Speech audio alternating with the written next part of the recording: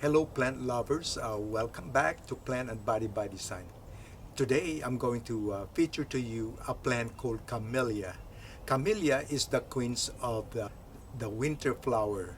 They belong to the Theaceae family and they are beautiful. I have this all over in my yard. These are evergreen flowering shrubs, but they can become a tree if you let them grow. But if you want to maintain them, what you have to do is to prune them. They can thrive in a 10 to 90 degrees Fahrenheit. They are easy to grow. There's so many varieties of this one. There's the Sasangua, Japonica, and Sinensis. They are used for making tea because edible. You could use the leaves to make as a green or a black tea. There's so many varieties and they can blossom early as fall. Some varieties that flowers during the winter time. Okay? During the springtime. There's so many different colors of this. It's okay to fertilize during fall.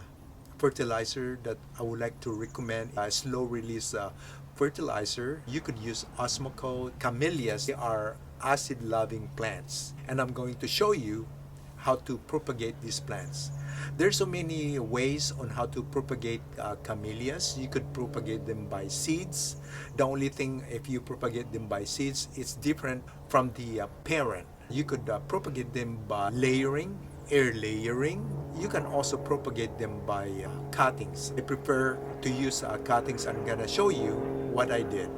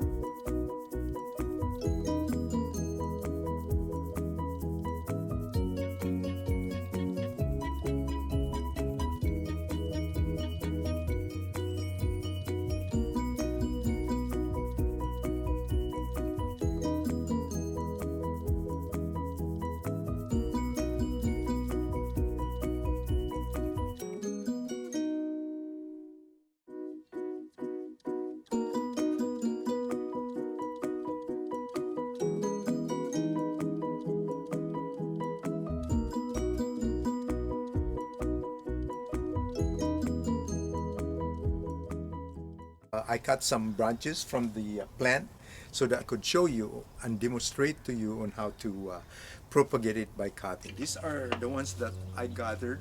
What you have to do is to remove the bottom leaf, cut.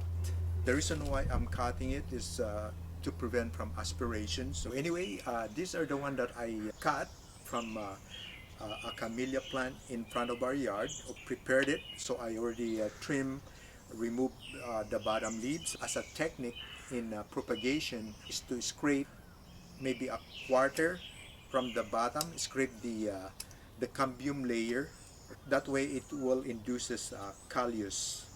Okay, and then what you have to do is to use any kind of rotone. You could use also, some people use also honey. Okay, dip the cuttings to the rotone. Okay, and then what I have over here is a mixture of a compost soil and sand, half and half. So that's what I did. So now just stick it to the all together like that. That's how I did it with all these ones. I did this from last year and then I transplanted them to individual pots. You could just stick like that all together. That's what I did last year. Okay, just stick it like that in groupings like that. Voila. Okay, and then of course you water it after you stick to the soil. I'm going to show you also what I did from last year. Now this one has already flower on it. Okay, but I'll show you the roots, okay? Look at that. This is from last year. It will take at least 1.5 to 2 months before they will form roots. And then what you have to do is to remove the whole cuttings, and then after that, then you have to individually one pot each, like this one, what I did over here. So that's how you do it to propagate. All right. Okay, I'll show you the roots of this one. See the roots of this one? All right. It's easy. That's how you reproduce plants. Maybe you could share this to your friends or relatives, and they will be happy, okay? All right. So I hope that you like this episode, and I hope that you enjoy it, and I hope that you learn some tips on how to propagate and care for these plants, okay? Camellia are easy to grow, and just fertilize them, and that's it. I think that's good enough. Anyway, these are the flowers that I just gathered from the garden. So I'm going to show you on how to make a simple flower arrangement. Remove the bottom leaves, okay, like that, and then cut it at an angle, and then just put it together like that, okay? All right.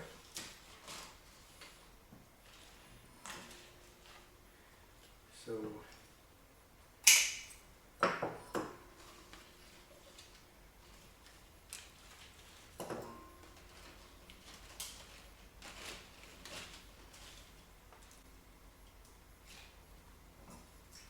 remove the bottom leaves.